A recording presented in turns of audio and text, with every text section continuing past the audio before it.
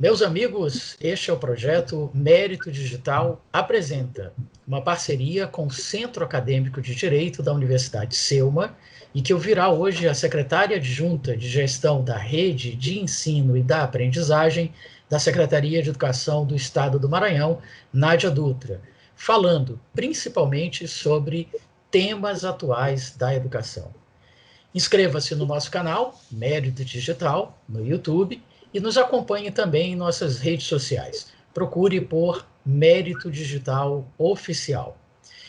Professora Nádia Dutra, é um prazer tê-la conosco aqui em nosso projeto. A gente sabe que a senhora é extremamente ocupada, afinal de contas, cuidar de uma rede de ensino de um estado tão grande como o nosso, com 217 municípios, não é uma tarefa fácil e que demanda, claro, muito tempo. Então, encontrar uma brecha aí na sua agenda para bater um papo conosco é uma vitória, e a gente agradece muito por isso. Professora Nádia, a gente sempre começa, antes de entrar propriamente no tema da nossa conversa, da nossa entrevista, pedindo que o entrevistado fale um pouquinho sobre a sua carreira. Por quê? Porque como o projeto é voltado principalmente para alunos, para aqueles que ainda estão na graduação, talvez com dúvidas sobre o que fazer depois, conhecer a trajetória de alguém vitorioso pode ser uma fórmula, pode ser um caminho, pode ser um indicador, uma inspiração para esses mesmos alunos. Então, fique à vontade para suas considerações iniciais. Professor Aldo, obrigada pelo convite. Quero dizer que a satisfação e a alegria são minhas em estar aqui, poder falar para os estudantes, para aqueles que nos acompanham, parabenizar ao projeto Mérito Digital. Espero que vocês tenham sucesso e que seja longevo esse projeto. É muito importante nós levarmos informação para todos os cantos, utilizando as redes, ocupando esses espaços agora, que, de alguma maneira, é um legado que a pandemia nos deixa, para nós compartilharmos mais conhecimentos, experiências, criarmos também uma rede de solidariedade. Então, como o senhor falou, eu me chamo Nádia Dutra, estou desde 2016 como secretária adjunta da Secretaria de Estado da Educação, cuidando da área FIM, mas inicio a minha carreira como pedagoga lá em 2010, sou formada pela Universidade Estadual do Maranhão, também fiz meu mestrado em Educação pela Universidade Federal do Maranhão. Nesse caminho, eu também cursei Psicologia na UFMA, um curso que me ajudou muito a também exercer e trabalhar na área de educação, compreendendo que nós somos um nicho, um espaço com muitas pessoas que precisam caminhar bem juntas e com uma boa compreensão técnica e política também, para garantir esse direito, que é tão importante para cada cidadão e cada cidadã brasileira. Venho lá da área Itaquibacanga, sou de uma das regiões mais populosas da nossa metropolitana, uma área também que me trouxe esse olhar para o direito à educação, educação enquanto política que transforma vidas e que também oportuniza que o Estado tenha um desenvolvimento sustentável, porque dela aí vão desdobrar as boas execuções de outras políticas também, visto que a educação ela forma. E assim, nesse tempo todo, falar mais um pouco da carreira, eu sou funcionária pública desde 2015, sou professora da rede pública dos anos iniciais, do fundamental, de 1º ao 5º ano, já chamaram de primário também, essa etapa da educação básica, e fui gestora escolar desde 2013.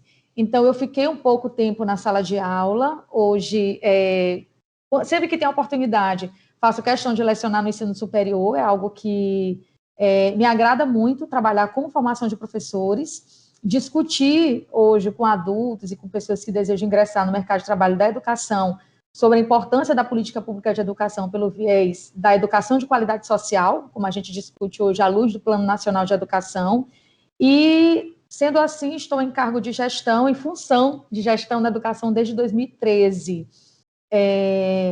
Um tempo que me trouxe uma experiência que eu considero muito valorosa para o exercício da profissão e também para a minha vida, pela possibilidade que nós temos de trabalhar uma articulação de pessoas para observar essa garantia de direitos, como eu falei, para observar a educação lá pela Constituição, pelas leis complementares, como é o caso da LDB e do próprio Plano Nacional de Educação, e daí eu não parei mais, né? Fiquei no exercício de funções ligadas à gestão e à execução e implementação das políticas de educação, notadamente da educação pública. Também faço parte do grupo de pesquisas sobre políticas públicas, sobre políticas para a educação básica, ou seja, dentro da área de educação, eu não vou aí pelo viés de ensino superior, eu me detenho na educação básica, que compreende a educação das crianças, ou seja, dos cidadãos e das cidadãs desde os 4 aninhos de idade até os 17 anos. Então, eu trabalho com eu lanço meu olhar de pesquisadora e de profissional para essa área. Hoje, a partir do mestrado, eu fiz uma nova concentração. Quem sabe que quem lida com pesquisa sabe que nós precisamos escolher também um espaço para aprofundar os nossos estudos. Então, hoje, dentro dessa seara toda, eu estudo ensino médio e fiz a minha última pesquisa na área de ensino médio em tempo integral, integrado à educação profissional, observando também as possibilidades de formação dos filhos dos trabalhadores e trabalhadoras do Maranhão. Então, é uma história pela qual eu tenho muito apreço. Eu sou filha de professora e sou filha de um motorista, então eu sou filha de trabalhadores e sei o quanto a educação é importante para que nós nos situemos enquanto cidadãos e cidadãs e colaboradores de um Brasil melhor, de um Maranhão mais justo. Que história mais linda e inspiradora, né? Que bom. Afinal de contas, a gente sabe que quando as dificuldades são maiores, a vitória é ainda mais relevante. Parabéns, professora Nádia. Olha só, antes da gente entrar propriamente no tema, tem um tópico aí que a senhora falou na sua apresentação que eu acho que merece a gente explorar um pouquinho. A senhora disse que é de origem da área Itaquibacanga, e eu lembro que já houve uma discussão grande lá, que a área do Itaquibacanga deva ser emancipada, se transformar em um município autônomo em relação a São Luís. O que a senhora pensa sobre isso? Bom, essa discussão, ela tem base, sobretudo, numa concentração de serviços e também de um potencial econômico que a área tem, né? A gente sabe que ali a gente tem situado um polo acadêmico, que é a própria Universidade Federal do Maranhão. Nós temos também o Porto do Itaqui, que também dispensa comentários sobre a grande capacidade que tem de mobilizar os fatores econômicos de um modo geral e os olhares de investimento para aquela região.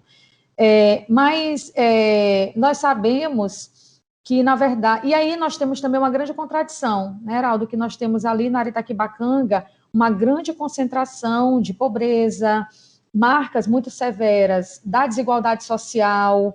Então, há uma contradição e, na verdade, eu penso que o poder público e o olhar para aquela área e o olhar para a responsabilidade social daqueles que, vamos dizer, numa linguagem mais próxima de nós, né, que exploram as riquezas daquele lugar, que também utilizam a força de trabalho, a mão de obra presente ali, precisam pensar no desenvolvimento econômico e na importância que a área tem para o Maranhão, porque, de fato, é para o Maranhão, né? Quando a gente fala da Universidade Federal, quando a gente fala do Porto, e fala de tantos outros potenciais que a área Itaquibacanga tem. Se nós vamos pensar por um outro viés, a área Itaquibacanga é um celeiro cultural também muito interessante. Nós temos ali o maior espetáculo ao céu aberto do país, que é a Via Sacra, promovida por um grupo que alguns devem conhecer ou depois podem procurar nas redes sociais, na internet, que é o Grupo Grita.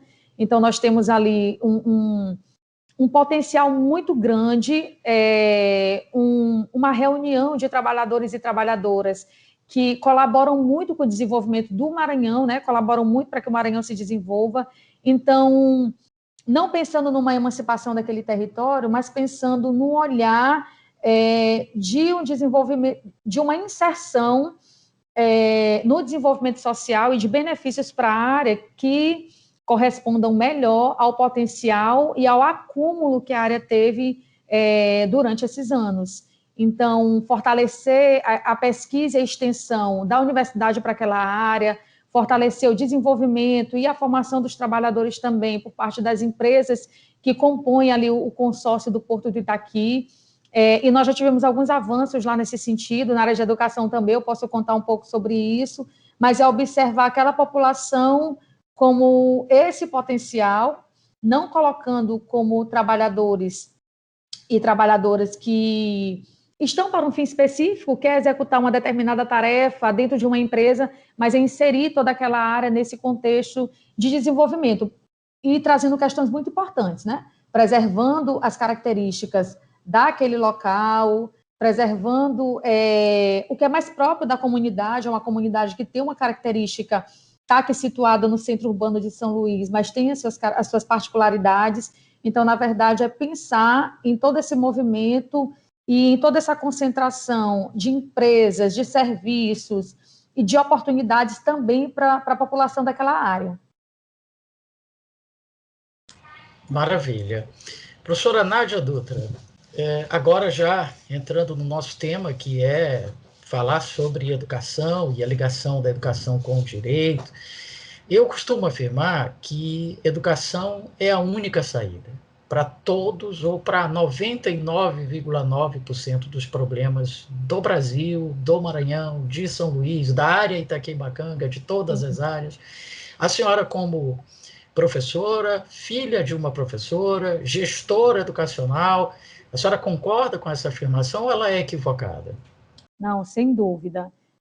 A educação é o verdadeiro projeto de emancipação da sociedade, né, de conscientização de cada um e de cada uma de nós sobre o seu papel e também sobre a sua posição enquanto receptor de direitos, né, porque às vezes a gente não consegue entender bem como é que esse movimento, essa nossa relação com o que é garantido a todos nós, com as garantias que nos são dadas através das leis, e a gente às vezes não se coloca nesse movimento, por exemplo, de exigir uma educação pública de qualidade, por exemplo, que é o tema dessa nossa oportunidade de conversa. Então, sem dúvida, a educação ela é esse projeto, não só do povo para com o território, mas especialmente do território e das políticas para com o povo. É primeiro esse movimento, né? Nós estamos aí nessa dinamicidade onde a educação ela precisa ser ofertada para que haja um impacto social, para que haja esse desenvolvimento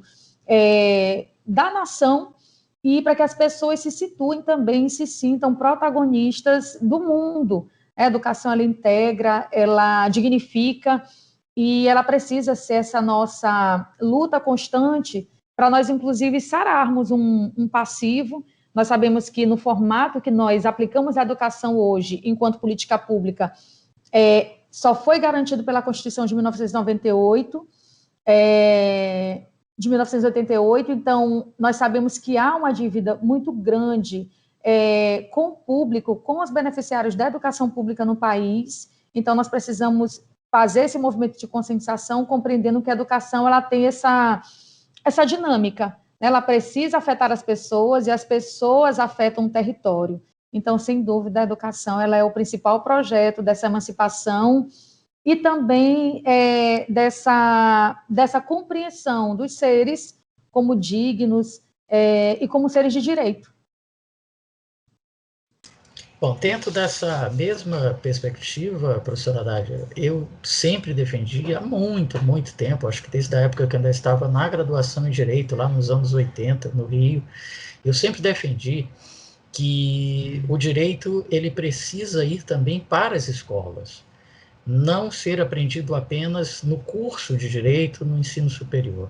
E aí eu fiquei muito feliz, porque assim, esse nosso projeto aqui, ele começou, a primeira gravação foi no dia 2 de julho, com o Dr. Douglas Martins, que é o titular da Vara dos Interesses Difusos e Coletivos e tal.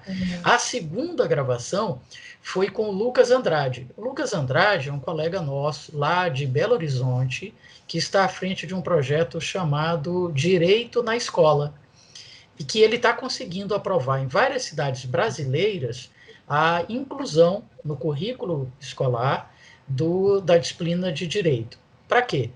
Para que o aluno, desde criança, desde adolescente, ele já possa ter noções reais de cidadania, não só, claro, de direitos, mas também de deveres, conhecer o mínimo da Constituição, para poder ser mais crítico, inclusive, não é? Exigir um ensino de melhor qualidade, participar mais ativamente das escolhas das políticas públicas, enfim.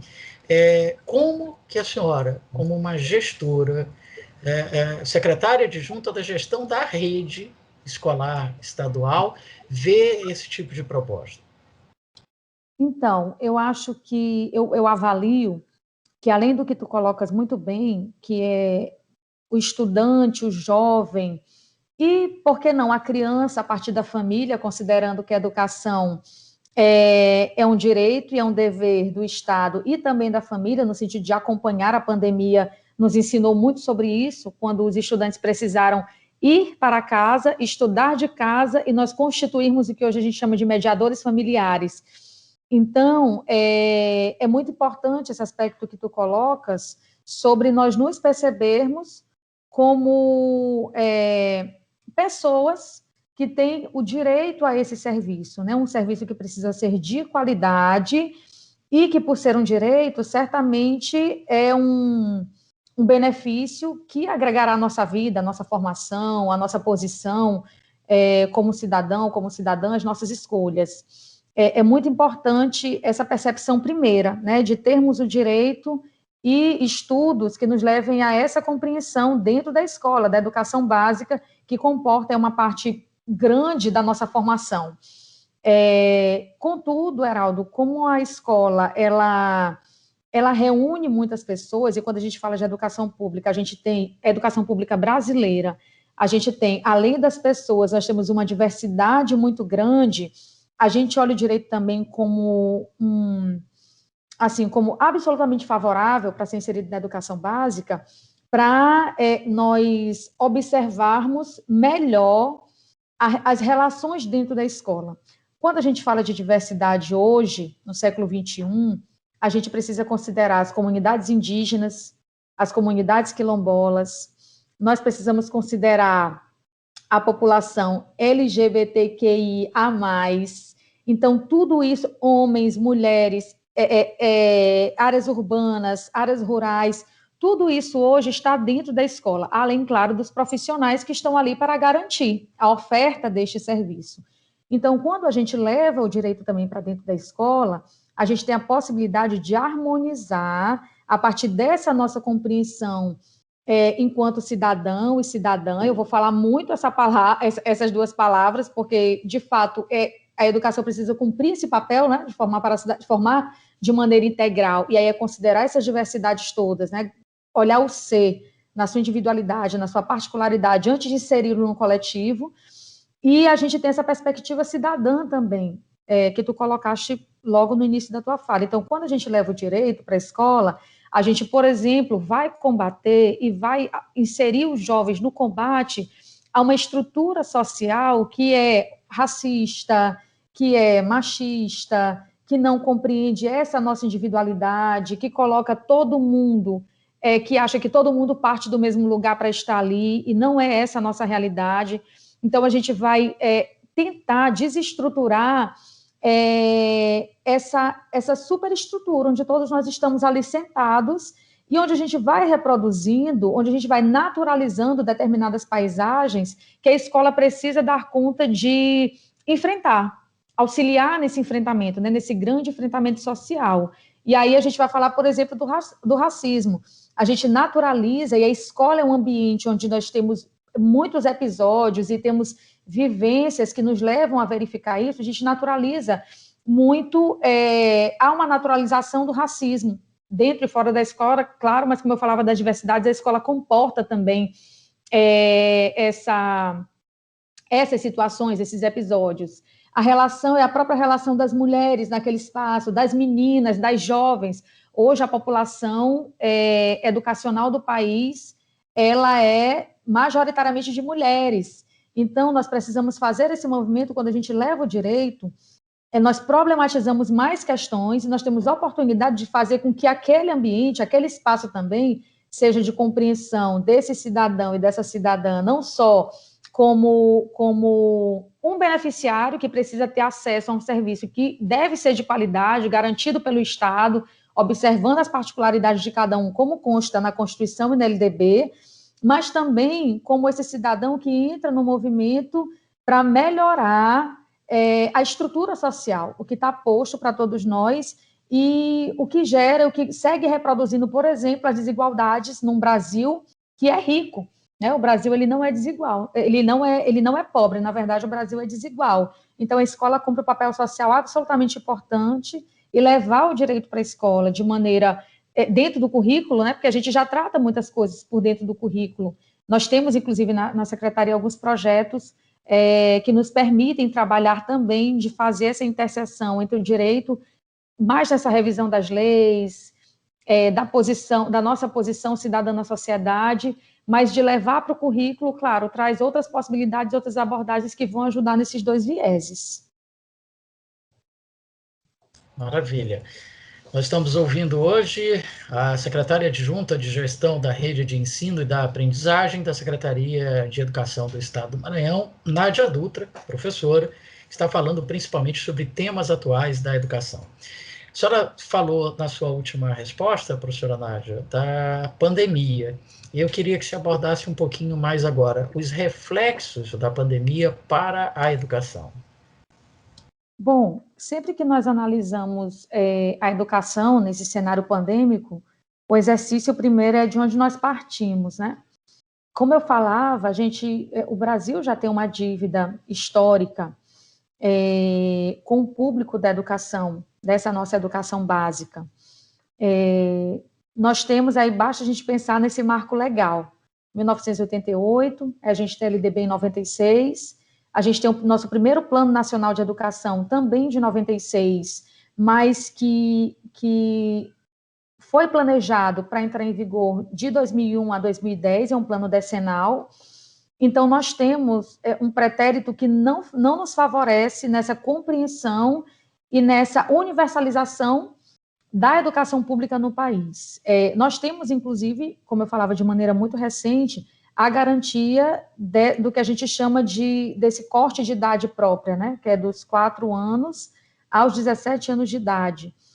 Muitos de nós aqui temos familiares que não conseguiram chegar ao ensino superior ainda. Essa é uma realidade, e isso é impacto, com certeza, dessa dívida, porque os nossos pais, os nossos avós, certamente, eles foram buscar o mercado de trabalho como uma grande oportunidade de vida. O estudo, a educação, ela não tinha esse aspecto de ser para todos e todas. Então, esse é o nosso ponto de partida. E quando a gente vai observar essas questões, mirando o cenário pandêmico, a gente, além de falar dessa educação, com todas essas questões, com todas essas lacunas, aí a gente vai falar, já no século XXI, de uma educação, por exemplo, que ainda abriga também com a desigualdade digital, que é um cenário do Brasil inteiro.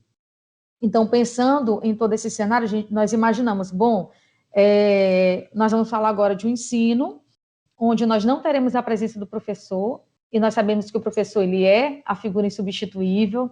Nós somos professores, e não é aqui em defesa própria, mas com a consciência de que a educação ela passa por essa interação entre todos que a fazem, né? Esse contato, a troca de experiências é muito importante para a educação, mas aí já falando de pandemia, imediatamente nós entramos num cenário onde a lupa foi colocada sobre todas as nossas deficiências, tanto a dívida, quanto o processo no Brasil, que ainda não foi conquistado, na verdade, a ausência da universalização da educação básica, falando aqui desse recorte, né, que é gerido pela Secretaria de Estado da Educação, e também outras questões que foram asseverando e pressionando o processo de ensino que precisava se reconfigurar.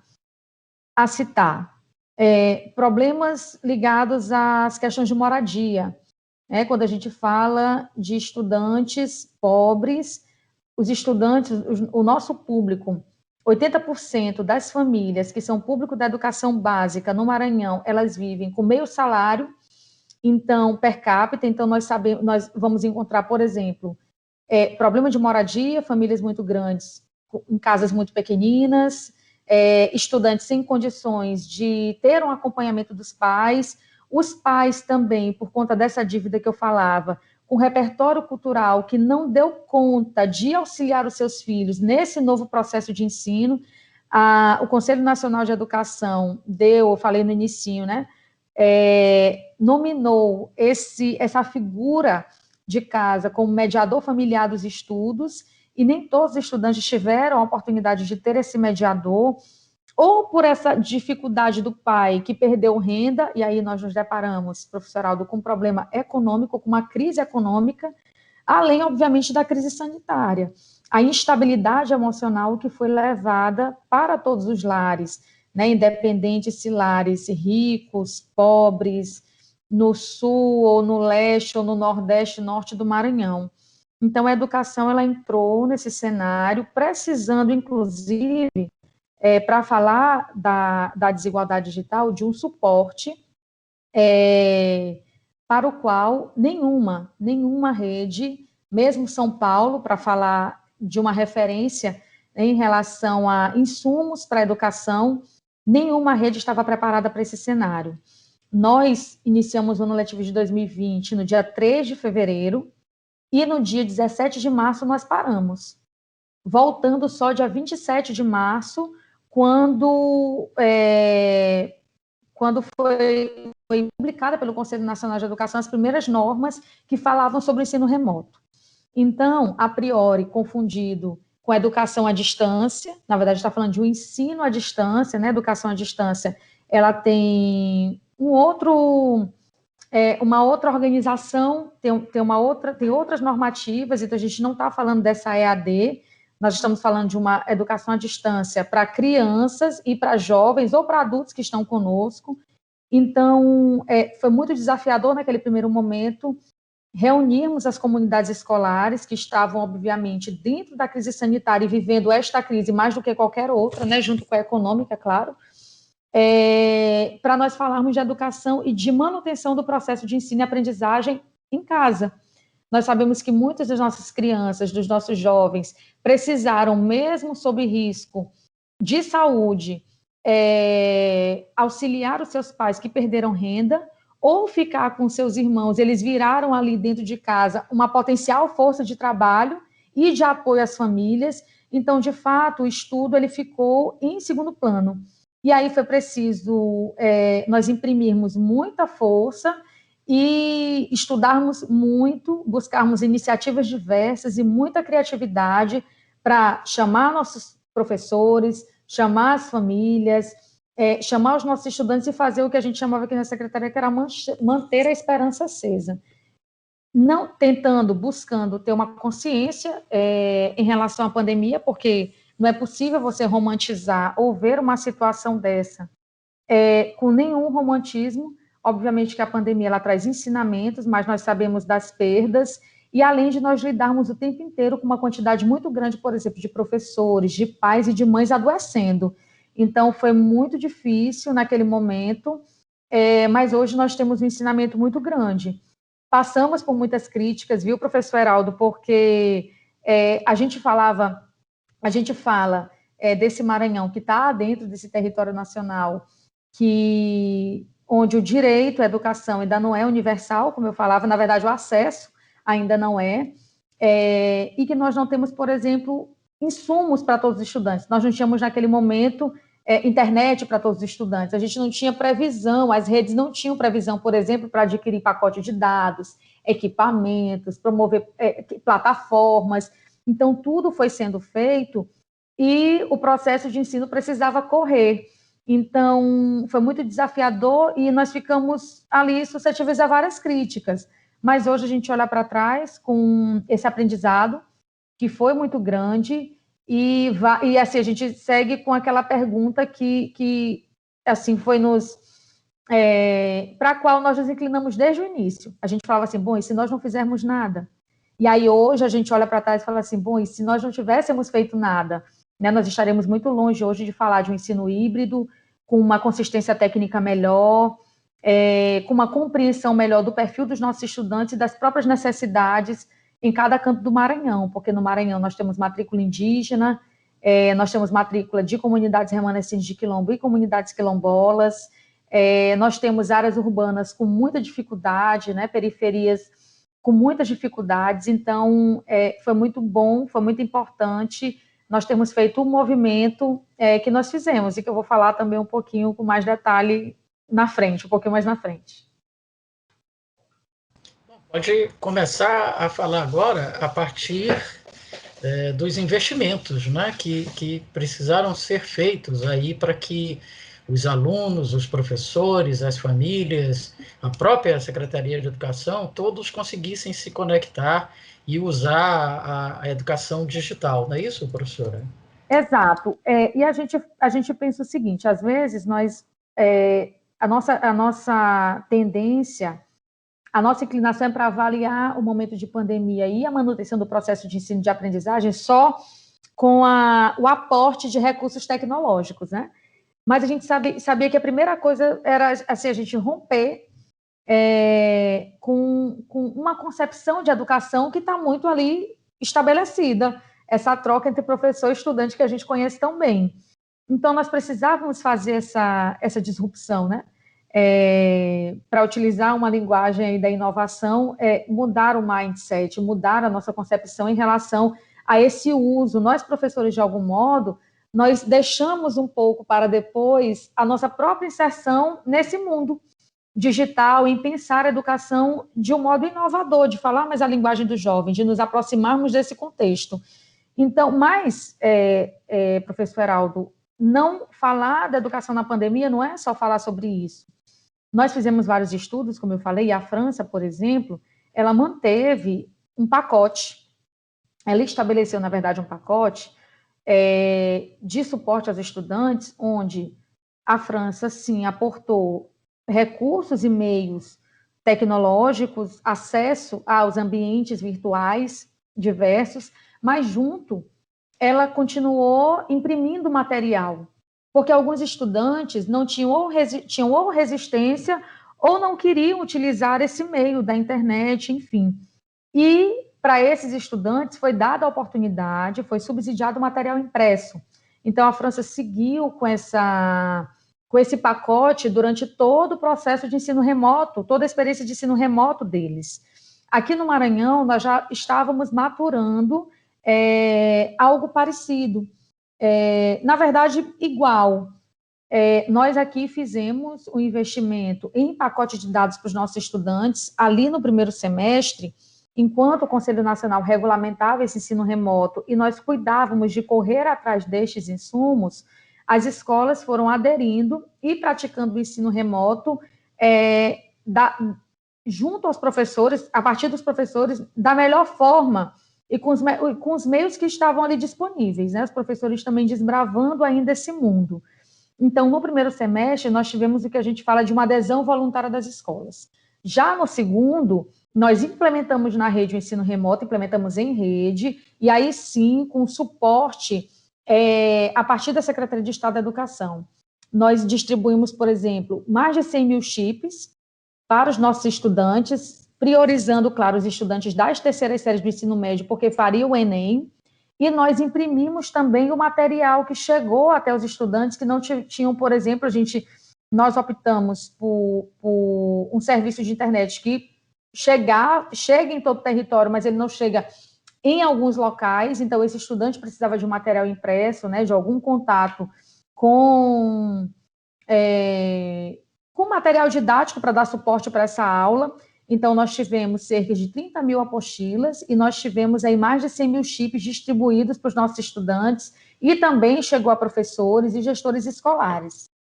Além disso, nós fizemos uma grande investida em produção de conteúdo digital. Nós lançamos uma plataforma chamada Plataforma Gonçalves Dias. Ela é de âmbito nacional, podemos dizer assim, porque qualquer estudante ou interessado pode acessar o portal Gonçalves Dias e ele tem duas áreas. Ele tem uma área de ensino médio remoto, onde nós temos os conteúdos, as aulas e também material para download, né? Tem estudante, eu, por exemplo, eu sou uma estudante que gosto muito de tatear materiais, né? Então, faço questão de comprar livros. Essa semana até ganhei um livro de um amigo que aderiu a uma plataforma para baixar livros, e eu adoro ter os livros, e ganhei um livro dele, porque ele já tem um livro, o e-book. Mas eu gosto muito de tatear, de riscar, de estudar dessa forma. Então, nós temos no portal, por exemplo, muito material que pode ser baixado pelos nossos estudantes. Então, nós fizemos toda essa investida, são ações bem objetivas, que serão aprimoradas agora para o ano letivo de 2021, porque nós ainda não estamos falando de um ensino 100% presencial. Além disso, claro, formação de professores, formação de gestores, melhoria dos nossos sistemas para dar conta desse novo formato de ensino. Então, o Maranhão correu bastante atrás, e hoje a gente vai contabilizando o que a gente fez, e a gente já percebe que tem um acúmulo interessante para nos levar melhores para o ano de 2021. Professora Nádia Dutra, uma coisa que talvez já tenha dado para avaliar, se não com dados concretos, reais, mas pela troca de experiências, de conversa com os colegas, muito se criticava que até hoje a gente ainda adotasse a aula tradicional, né? O professor ali na sala de aula, em frente aos alunos e tal, e a gente acabou sendo obrigado pela pandemia a migrar para a aula remota, a aula digital, a aula virtual, a aula à distância, que, como a senhora bem colocou, não se confunde com o ensino à distância. Pois bem, o que a gente pode concluir? Podemos substituir a aula tradicional pela aula remota, ou a aula tradicional ainda é muito importante, mesmo depois que passar aí a pandemia, com a vacina e tal, precisamos voltar para a aula tradicional? Eu acho que até essa terminologia, ela traz um peso, né, professor Aldo, quando a gente fala assim, do que mas eu estou compreendendo o que o senhor está falando pelo aspecto da tradição, né, de como esse ensino se estabeleceu em nossa linha histórica. Eu penso que não, que essa aula, esse contato, ele não é substituível, porque, como eu falava, a educação, a escola, ela tem um papel muito fundamental em nossa sociedade. O professor, o local de fala do professor para o estudante, como professores são determinantes nas nossas vidas, né? Eu tive professores que foram determinantes nas minhas escolhas, na minha maneira de ver o mundo. E eu acho que existe também uma necessidade nossa, social, das nossas interações, de nós termos esse contato, da escola ser esse espaço de presença.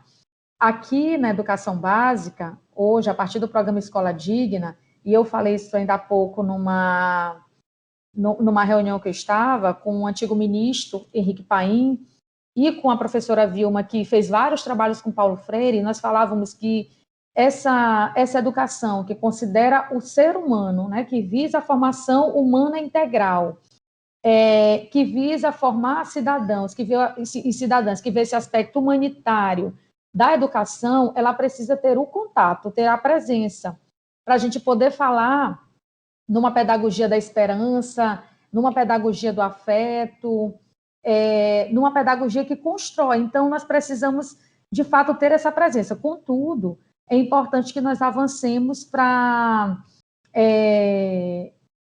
outras oportunidades didáticas, para que o professor tenha mais oportunidades. A gente sabe hoje que as redes, elas ampliam muito o nosso contato, ampliam as possibilidades do universo dos professores, por exemplo.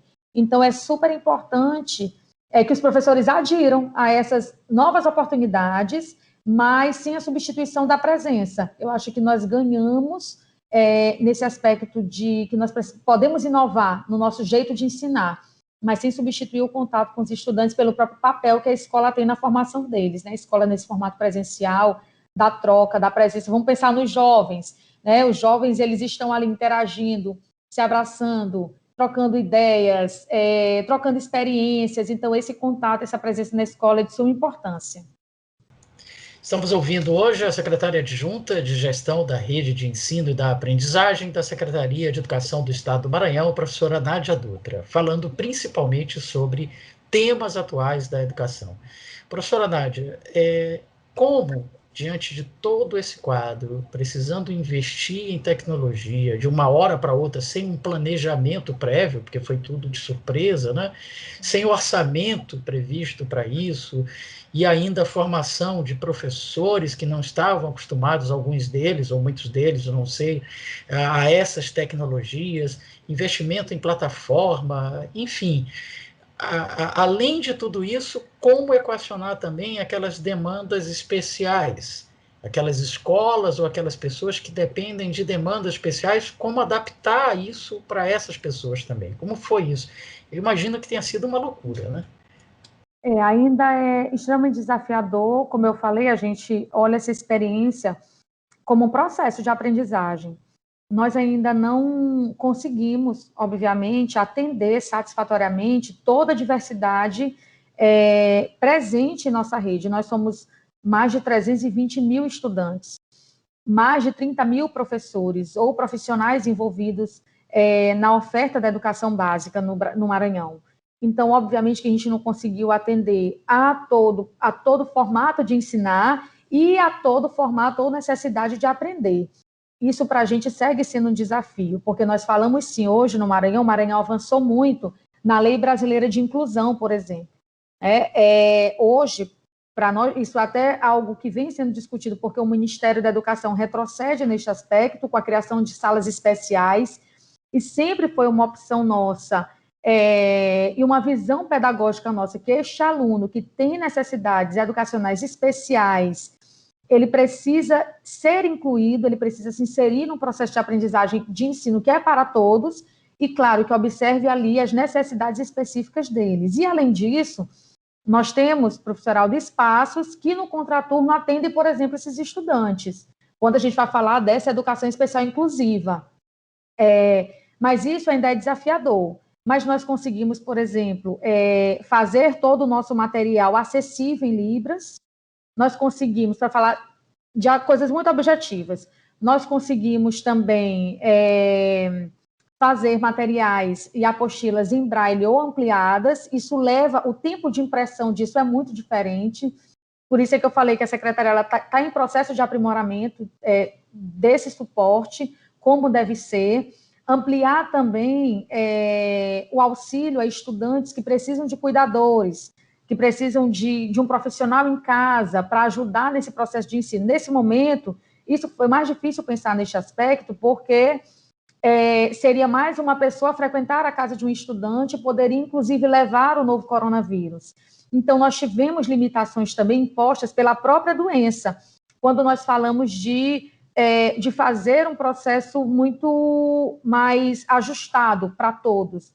Mas nós, por exemplo, em algum momento, preservamos o acesso, limitamos o nosso acesso às comunidades indígenas, porque nós não poderíamos levar material para as comunidades indígenas sob o risco deles serem contaminados. Mas depois nós já conseguimos mandar os chips e mandar material impresso. Então, e a gente segue conversando com as comunidades indígenas para observarmos como fazer um 2021 melhor. De certo que nós temos hoje, vamos dizer assim, ao nosso favor, uma flexibilização, uma mudança na Lei de Diretrizes e Bases da Educação Nacional, que permitiu que nós levássemos um déficit curricular do ano de 2020 para o ano de 2021. Então, esse tempo que nos faltou de uma ação efetiva, uma ação na ponta, nós podemos recuperá-lo, esse tempo curricular nós podemos recuperá-lo agora em 2021.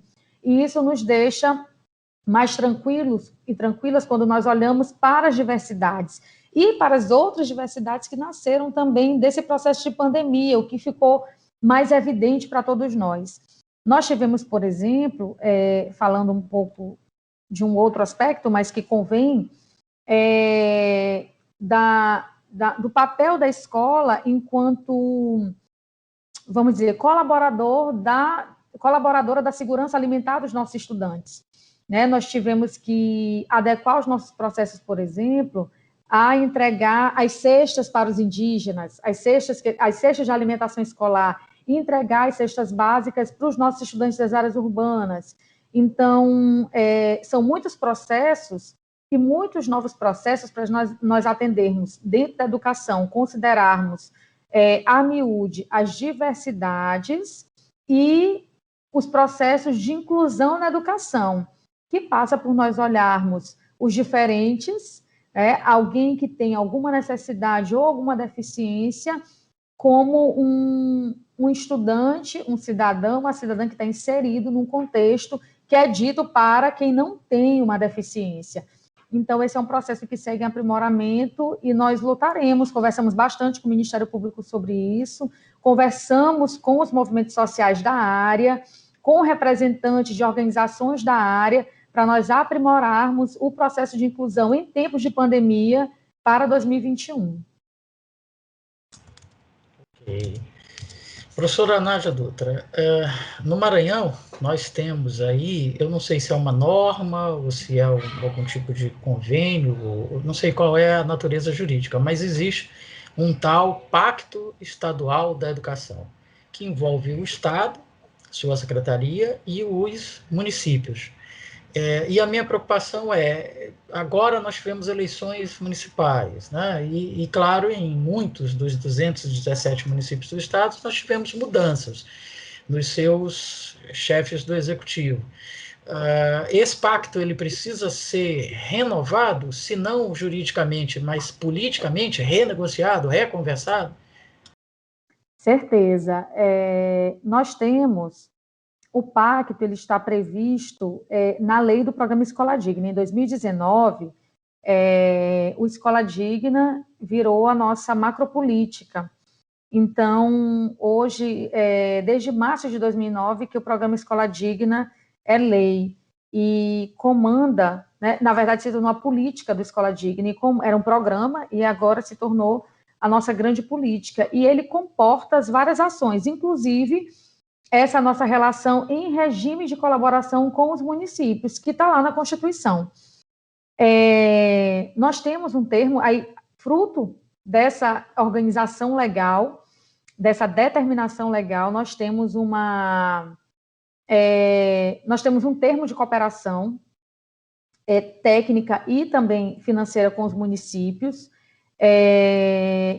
que vale por 2 anos, ele tem que ser renovado a cada 2 anos, ou seja, não precisa ser juridicamente renovado esse ano, mas politicamente sim, como tu bem colocaste.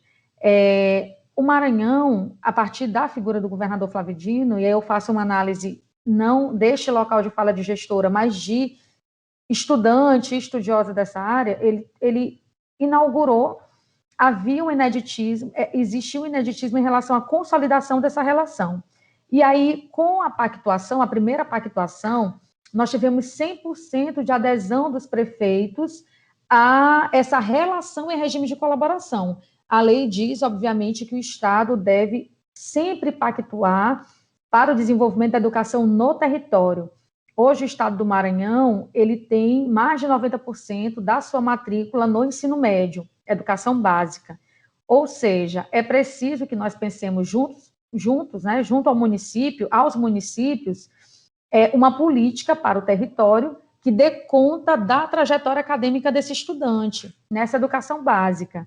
E isso é uma responsabilidade que precisa estar para além das questões partidárias. Nós precisamos ver a educação nesse movimento suprapartidário, né, enquanto essa política pública tão estratégica que nós falamos lá no ensino para o desenvolvimento sustentável do território e para a compreensão do território, né, e das diversas figuras, das diversidades do território.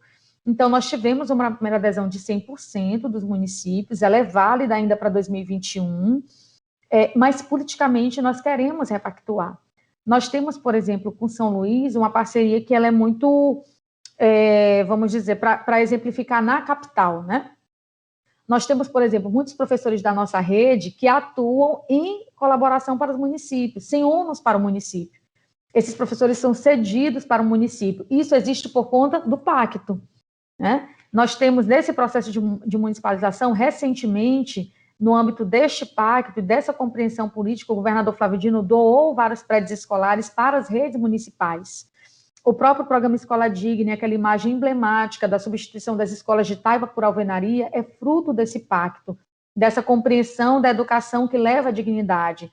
Então, nós continuamos com muitas entregas, tanto de estrutura física desses insumos para as condições de trabalho do professor, mas também com uma agenda muito intensa de formação e com um objetivo muito certo, que é alfabetizar todas as crianças do Maranhão na idade certa. Essa é a nossa agenda prioritária. E claro que ela vai, por exemplo, falar de espaços melhores, de formação de professores, mas de nós vencermos um cenário que ainda é muito triste no Brasil, que é a alfabetização em sala de aula, como a gente chama. Nós temos vários estudantes que fazem um percurso inteiro, ou uma parte significativa da educação básica, sem uma alfabetização de fato, né, sem essa visão desse mundo, sem essa educação que humanize, que insere verdadeiramente essa criança, esse jovem na sociedade, e a gente só pode falar disso se nós pactuarmos, né, se nós não nos fecharmos nas nossas responsabilidades que estão estabelecidas na própria LDB,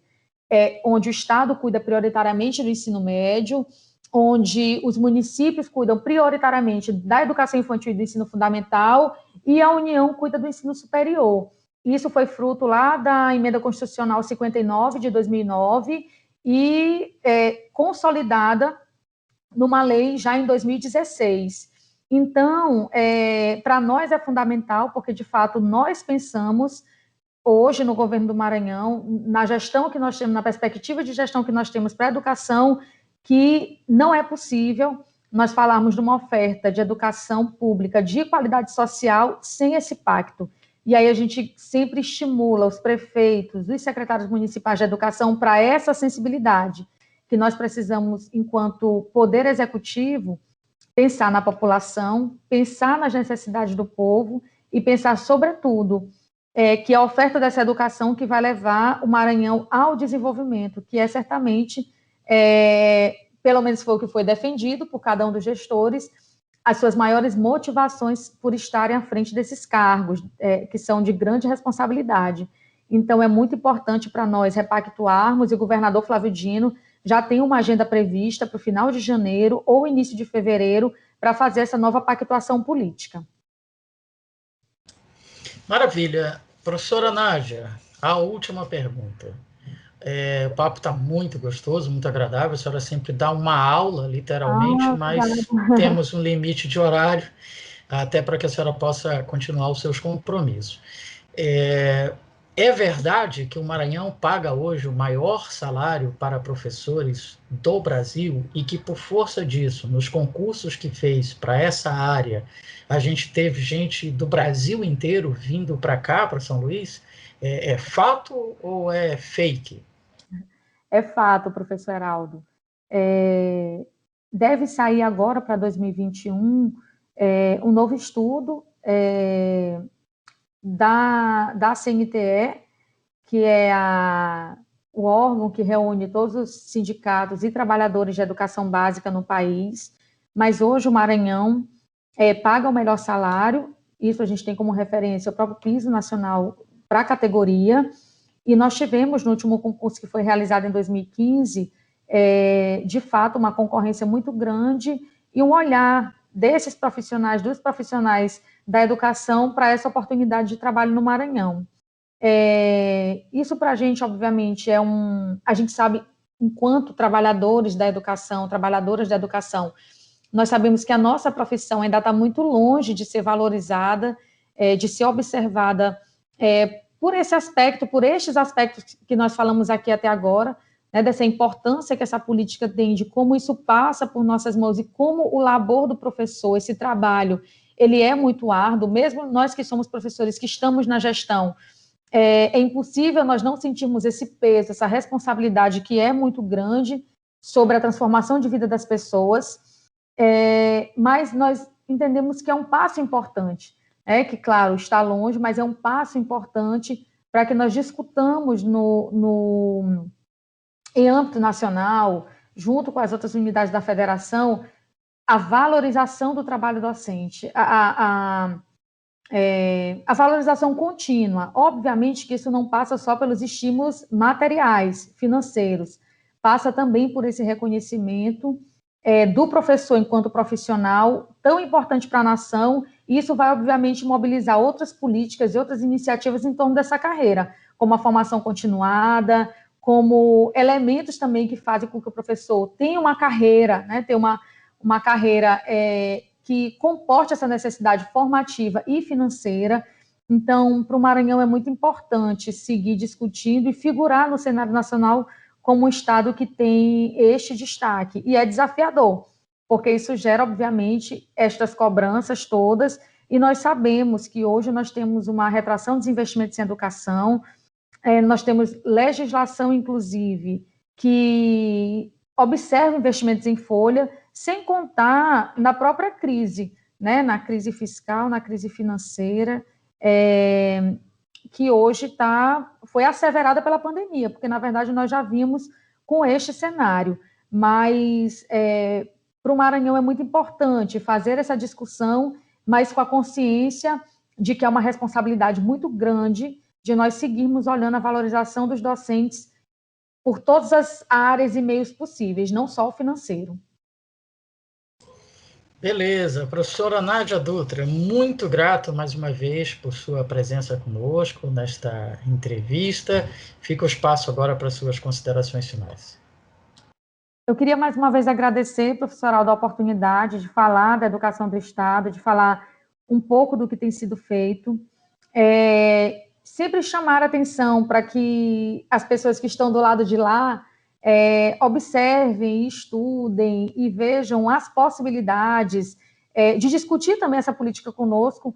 O governo do Maranhão gosta de ocupar esse lugar de fala, que é dialético. A gente acredita que a educação ela só vai crescer nesse movimento com a sociedade, que muitos processos ainda precisam ser melhorados, mas que nós precisamos garantir o estabelecimento dessas políticas, né? A gente precisa garantir que essa política, que fazer essa transição que a gente tanto fala, né? Da perspectiva de projetos ou políticas ligadas a ideias de governo, mas fazer com que elas se tornem políticas de Estado.